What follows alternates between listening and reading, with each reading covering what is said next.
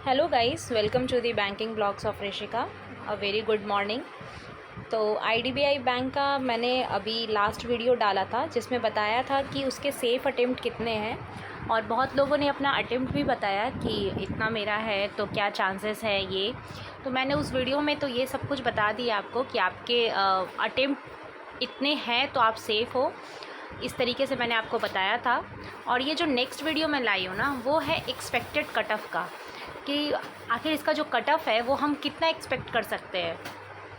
Next topic है sectional cut off, कि sectional cut off कितना जाएगा। बहुत ऐसे स्टूडेंट है ना जिनको सेक्शनल कट ऑफ का भी डर रहता है। हालांकि सेक्शनल कट ऑफ तो डरने की भी ज़रूरत नहीं है, क्योंकि वो उतना जाता ही नहीं है, इतना कम होगा।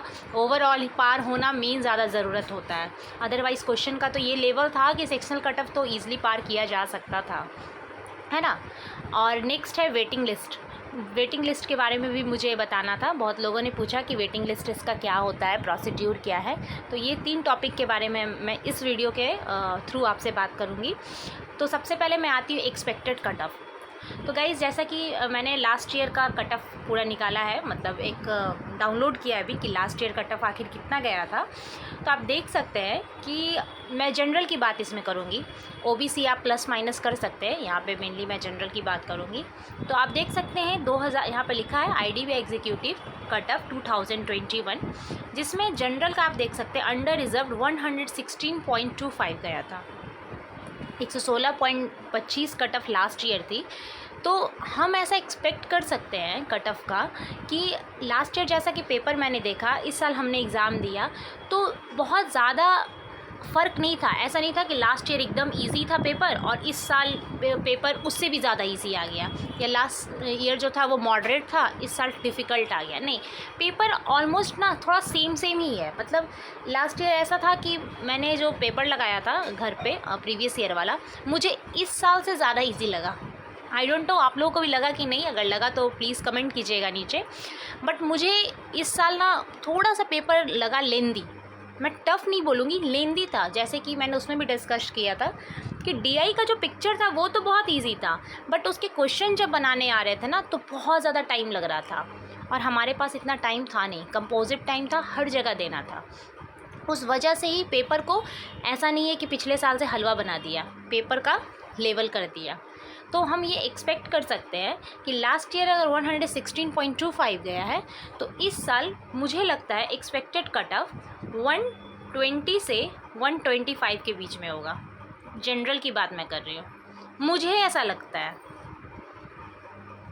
ये एक्सपेक्टेड है, ये मैं खुद बैंक में मतलब नहीं हूँ जो मैं रिज़ल्ट निकालूंगी और यही रहेगा। एक प्रिडिक्शन आप पूछ रहे थे ना इतनी देर से कि प्रिडिक्शन क्या हो सकता है, एक्सपेक्टेड बताइए ना। तो एक्सपेक्टेड का मतलब होता है कि मैंने एग्ज़ाम दिया, लास्ट ईयर को एनालिसिस किया, तो मेरे अकॉर्डिंग मुझे लगता है कि एक्सपेक्टेड कट ऑफ 120 से 125 के बीच में होंगे, ऐसा मुझे लगता है।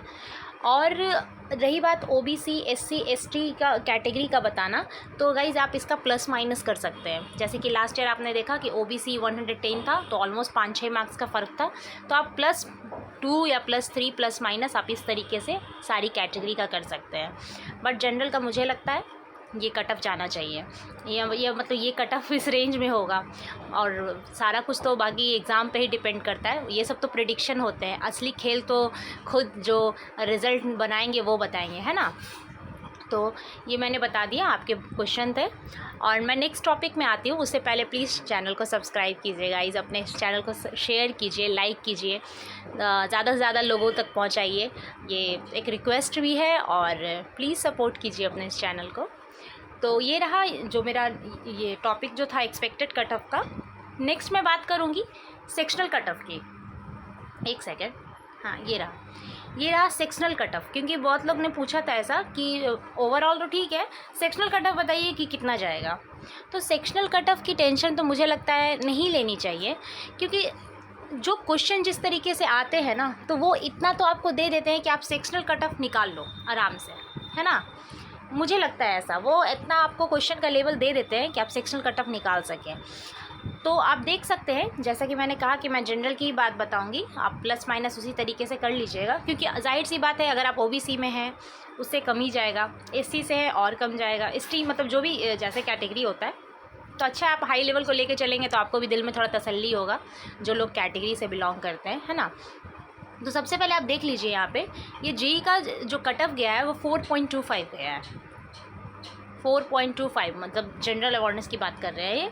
जीके में जो था वो 4.25 कट ऑफ बच गया है। तो आप मान सकते हैं कि इस बार की मुझे लगता है सेक्शनल कट ऑफ 5 से 6 मार्क्स जाएगी, क्योंकि इस बार कंप्यूटर भी था गाइस, जो कि कंप्यूटर का लेवल कन्फ्यूज़न था, बट मुझे लगता है उसको इजी में ही लोग बोलेंगे, मतलब एकदम हलवा नहीं, बट वही कह सकते हैं, क्योंकि कन्फ्यूज़न था ये ऑप्शन में कि क्या होगा, मैसेज के प्रोटेक्शन को क्या बोलते हैं, इनक्रिप्शन बोलते हैं या ऑथराइजेशन बोलते हैं, बट आता सबको था, कन्फ्यूज़न था, जिसका सही हो जाएगा उसका सही हो जाएगा, है ना।